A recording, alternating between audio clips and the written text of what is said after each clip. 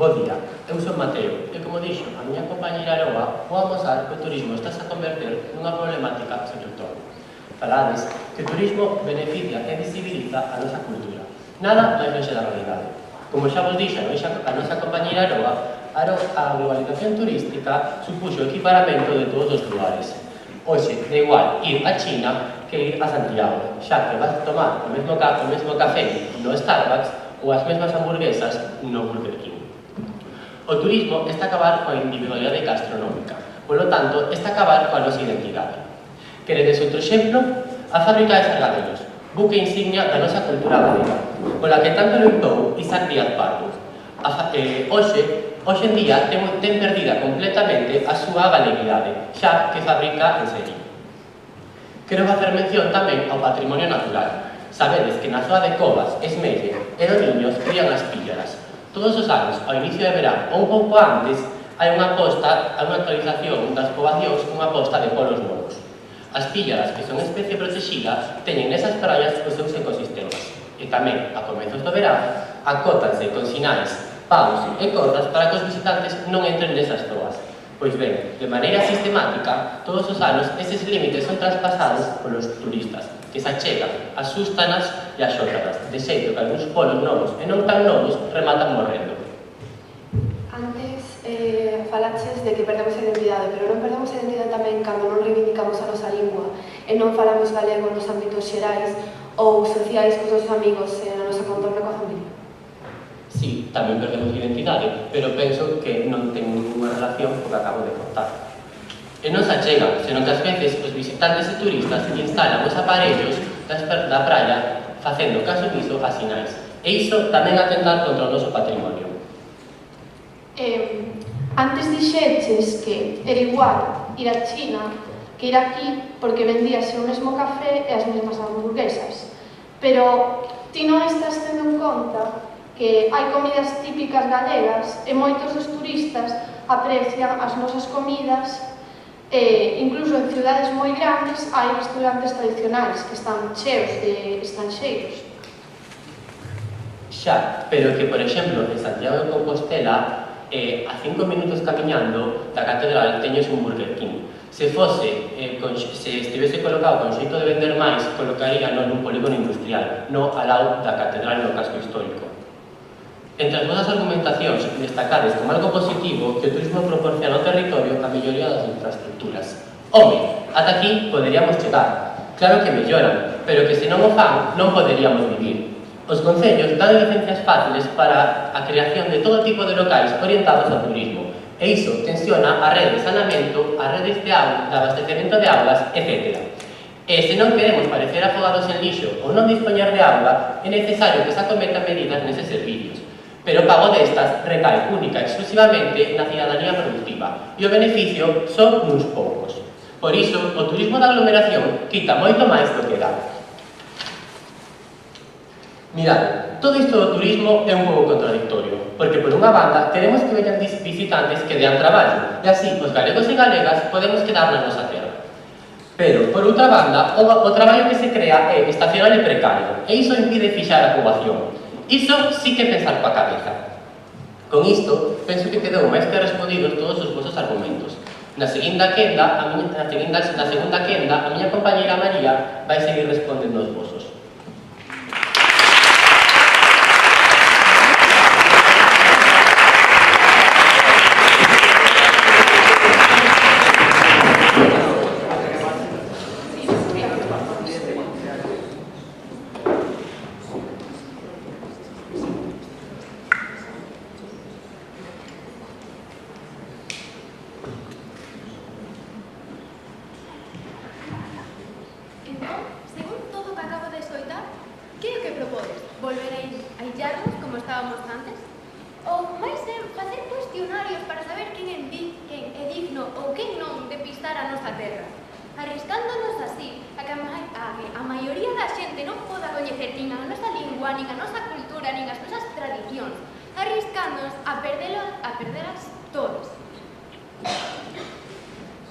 Bo día, o meu nome é Icía e son a encargada de facer a primeira refutación do meu equipo.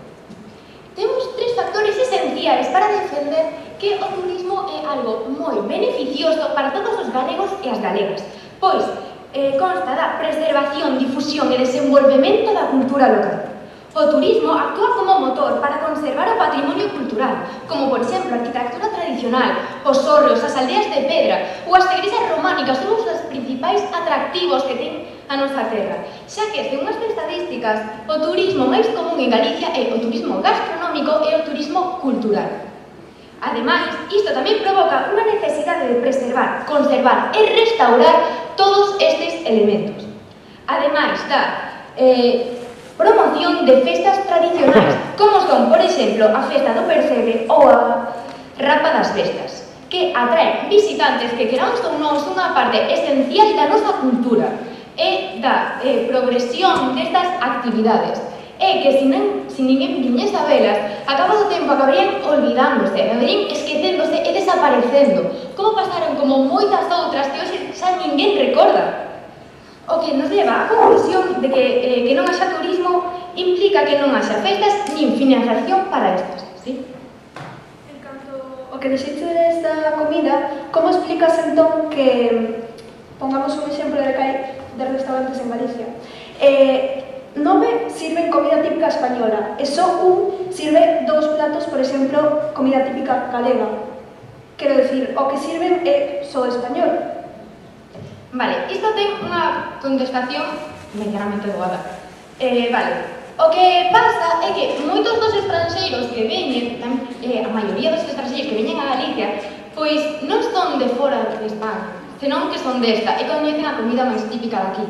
Así que gustalles probar, pero tamén lle gusta preservar o que eles teñen, o que tamén fomenta a nosa opción para coller esas cousas que xa están creadas en outras partes e volvelas nosas. Hai moitísimas cousas que hoxe en día fanse así. Se ti te das conta, se ti reflexionas sobre moitas das cousas e as analizas a fondo de onde venen, te das conta que hai moitísimas cousas que son galegas, que non son originalmente galegas desde fai milleiros de anos, bueno, miles, máis ben, perdón. Senón que son cousas que nos collemos e as facemos nosas, porque é tamén algo que é o turismo que proporciona, trae cousas novas que axudanos a facelos nosas e así poder continuar cos nosas propias tradicións, cos nosas propias costumes, en vez de perdelas, pois desenvolvelas máis, para que máis xente poida coñecelas.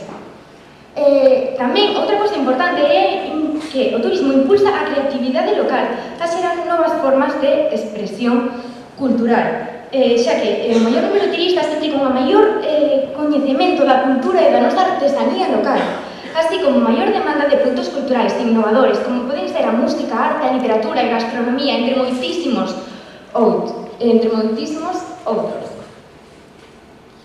Vale, tamén, volvendo a que dixeches antes, non só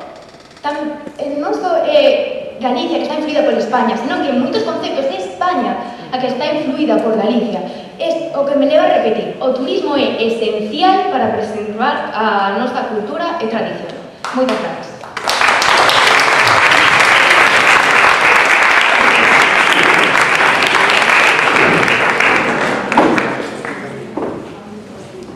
Recordamos que as intervencións desde a mesa non poden superar os 15 segundos. As intervencións desde a mesa non poden superar os 15 segundos. As preguntas. Ola, sou María e vou a seguir refutando os vosos argumentos. E penso que agora mesmo o que estades a defender máis ben é unha apropiación cultural. Si, e imos insistir que hai moitas zonas de Galicia masificadas e as que quedan están a camiño de estar. Esa masificación crea problemas de contaminación acústica, lumínica, altera el pasaxe e os ecosistemas. Controlos. Toniños, paraíso natural, conta cun aparcadoiro para coches. No verán, a maioría das prazas están ocupadas polas caravanas de turistas que se asentan ali como se de un camping se tratase, pasando días e noites. Cando marchan, todo o refugallo que xera é fixado pola contorna e cando algún habitante da aldea ou visitante quere dar unha volta polo entorno, ten que rodear a praia e ten que ir saltando de lixo en lixo. Iso é o que trae o turismo descontrolado que vos estades a defender. Xente incívica e contaminación. Imos ir un pouco máis aló, porque non queremos esquecer a xoia da coroa, o Camiño de Santiago. Os vecinos de Santiago xa están fartos de tanto turista que non os deixa vivir. Chegan alborotando cedo pola mañá, sen deixar dormir e entorpecendo o día a día das persoas que traballan no centro histórico. Trátase dun problema de contaminación acústica. ¿Sí? Volvendo ao que dixeches antes, que a gran contaminación que causa.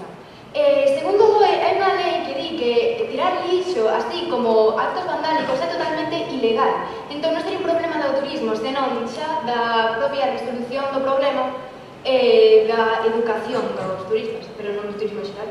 Pero é que o problema é que os turistas que vengan aquí non cumplen con esas normas. Trátase dun problema de contaminación acústica, non de xente alborotadora. Son hordas chegando a Santiago. Queremos que Santiago se convirta en Lloret de Mar ou calquera das vilas hiperturistificadas da costa do Mediterráneo? Nos, dende logo que non. ¿Sí? Santiago leva dende o século XII sendo unha capital turística, comercial e relevante para a economía. Dende o século XII remontaríamos case a posteriormente dos reis católicos. Realmente sempre ha recibido turistas e sempre ha estado así de masificada. Sí, pero o que pasa é que últimamente o turismo convertiuse noutra cousa na que a xente que lega aquí non destroza o patrimonio cultural, é un problema para a nosa cidade. Que decir das políticas que a Xunta leva a cabo en materia de turismo? Promoven o monocultivo, porque o único que interesa é o aumento de visitantes, sen pensar no impacto que esta proliferación de xente vai a ter na nosa contorna. Promocionan vehemente o Camiño de Santiago sen pensar en analizar o que está a ocorrer nas vilas e cidades polas que pasa, desbordadas pola morea de xente. E créase unha axencia de promoción turística, como se fixese falta que viñera máis xente. Penso que deixamos claro ata agora que a calidade de vida das nosas vilas e cidades vese afectada polo turismo masivo. É difícil ter unha vida normal en cidades como Santiago ou vilas como Combarro, cheas de xente. Pero a calidade de vida vese tamén deteriorada dende un punto de vista estrictamente económico. Non sei se non o vedes ou non o queredes ver, pero o reparto de riqueza que xera o turismo é totalmente desigual. Ao cidadá o turismo ocasiónalle máis gastos que beneficios, porque sobre el recaen vía impostos as melloras que o turismo masivo fai necesarias, e eles, a cidadanía, apenas recibe nada a cambio. Os traballadores do sector, como xa vos dixemos, tampouco aproveitan o tirón económico. Cobran pouco e traballan moito en poucos meses. A riqueza que xera o turismo queda en mans das grandes cadeas hoteleiras e da restauración, que habitualmente non son galegas. Polo tanto, compañeros e compañeiros, o turismo non é a xave de nopes, como queredes facernos crer. E ata aquí a miña quenda de refutacións. Penso que quedou claro que en Galicia sí que hai un problema de masificación turística. Moitas gracias.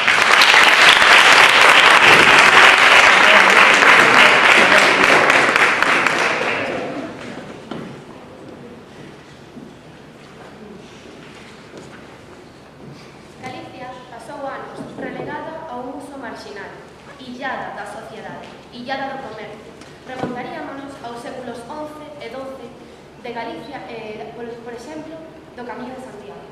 Chamamos a Rosa Rodríguez.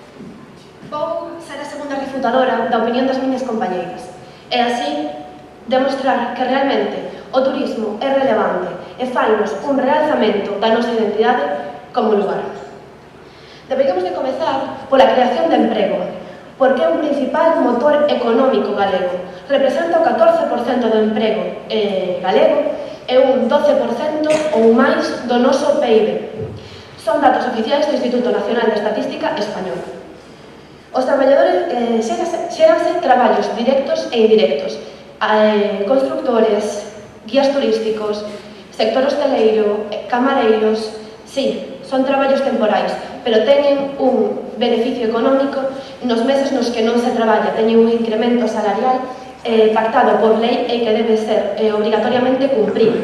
Ademais, recóllese por lei o turismo de calidade, que consiste no especializamento dos profesionais e tamén na mellora da competitividade. Todo isto para mellorar a calidade do servizo, non só para nosotros, os locais, senón tamén para os turistas.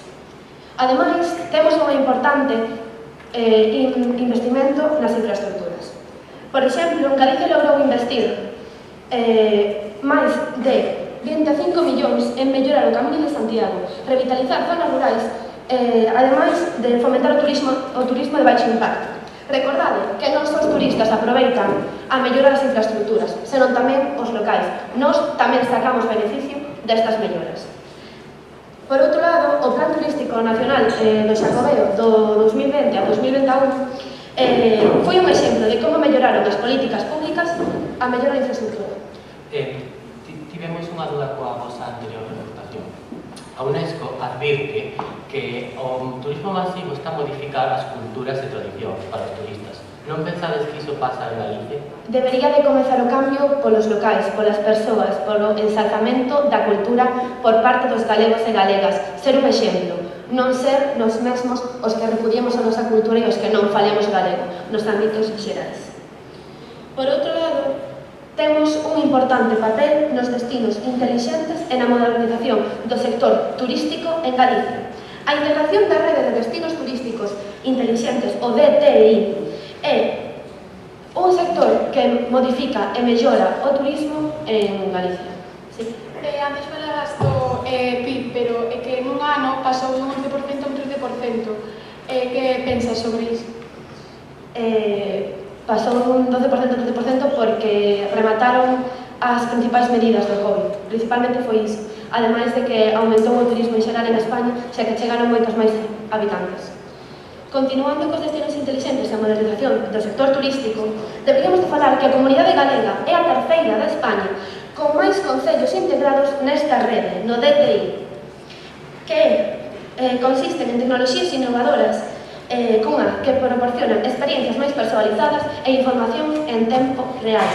Isto son datos reais que serven para que a nosa cultura non se perda. Ademais, agora, nunha era moi digitalizada e moi relevante, que estemos nun sector punteiro de tecnoloxía é realmente importante. A nosa cultura non se perde polos estranxeiros, pérdese por nós.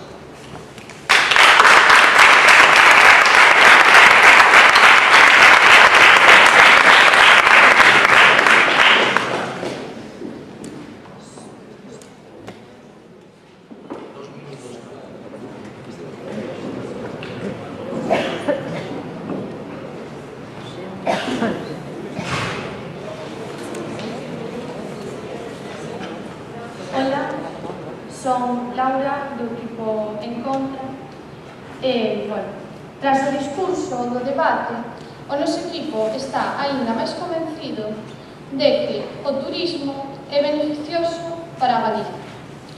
O turismo non só ten beneficios económicos, como moitas persoas poden crer, senón que tamén ten beneficios culturais e sociais.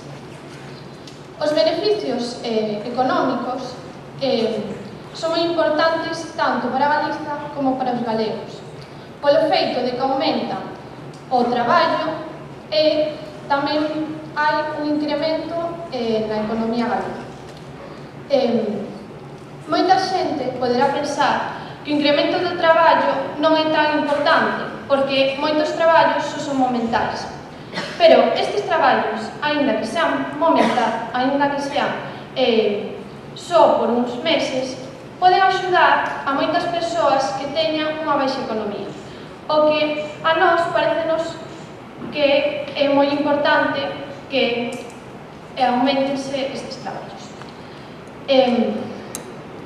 Despois, o equipo contrario tamén dixo que a chegada de turistas facía que Galicia perdera a súa cultura, cosa que é totalmente falsa, porque moitos dos turistas que veñen aprecian a cultura galega e aprenden dela. E aunque ás veces vense modificacións na nosa cultura, iso non ten por que ser algo malo, senón simplemente axuda a modificar e a diversificar máis a nosa cultura. Ademais, tamén da nosa cultura, a chegada de turistas axuda a restauración de monumentos históricos, como por exemplo a Catedral de Santiago ou a Muralla de Lugo, que como todos sabemos turísticas moi importantes.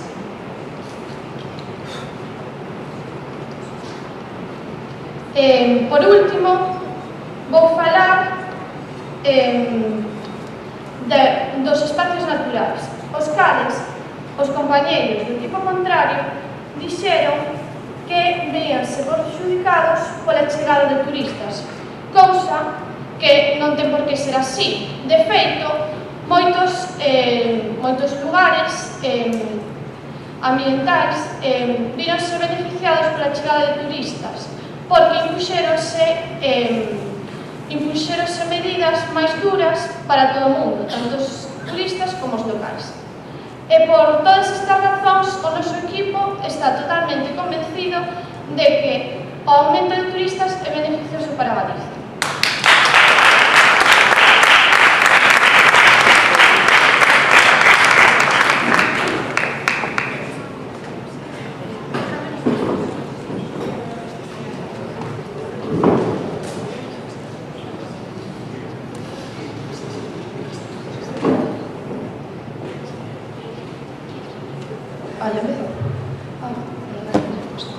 Ola, bo día a todos e a todas, eu son Andrea e despois deste intenso debate tocoume a mí sacar conclusións. Equipo contrario, según vos... Equipo contrario, según vos, o turismo é o motor para o desenvolvemento en Galicia. Falades do intercambio cultural que este mesmo xera, do fortalecemento do patrimonio, do impacto social beneficioso que este ten e a creación de novos empregos que este xera. Mais, a pesar disto, pensamos que non quedou suficientemente acreditada a vosa postura, como ben demostramos na nosa quenda de refutacións con argumentos sólidos e exemplificacións sobre empresas emblemáticas galegas como os Sargadelos, ou mesmo o impacto nos ecosistemas propios da Costa Alta. Para nós, Galiza non debe ser só un destino, senón un lugar para vivir con dignidade. Polo tanto, reafirmámonos nos argumentos enunciados na exposición inicial. Estamos ainda máis convencidos de que a masificación turística é un grave problema en Galicia, xa que comporta a perda de identidade, modifica a nosa paisaxe e ten repercusións nefastas no eixo socioeconómico. Debemos aprender dos erros cometidos noutros lugares, onde a vida se foi insoportable para os habitantes do lugar, ou de países onde o monocultivo foi o eixo vertebrador e ante a crise provocou o afundimento da economía do país. A masificación turística debe acabar. Non queremos convertirnos nun parque temático sen alma de vida propia nos cascos turísticos, nos cascos históricos. Non debemos permitir que os residentes perdan calidade de vida por culpa da contaminación acústica ou lumínica. E, sobre todo, hai que poñer fin aos actos vandálicos. As nosas praias, os nosos montes, as nosas vilas, os nosos costumes merecen máis respecto. E quero rematar o meu discurso con uns versos da canción Fisterra de Vetusta Morla. Cando se acaba o sol, non te apures, toma miña nave vente, cando navegaremos xuntos para o abismo de Fisterra. Unhas palabras que nos fan soñar cun atardecer perfecto no faro de Fisterra. Unha estampa imposible hoxe en día, porque a realidade é que a masificación chegou ao fin do mundo. E é normal ver Fisterra así. Eu non quero isto, e vos, quedou moi claro que a masificación turística non é o camiño, quedou demostrada a nosa tese, que menos é máis. Se seguimos permitindolle a masificación turística devorar Galicia, perderemos a esencia da nosa terra, a cambio dun beneficio efímero. Non podemos deixar que o noso fogar se converta nun parque temático para visitantes sen raíces. Protexamos a nosa identidade antes de que sexa un sono. Moitas grazas a todos e todas.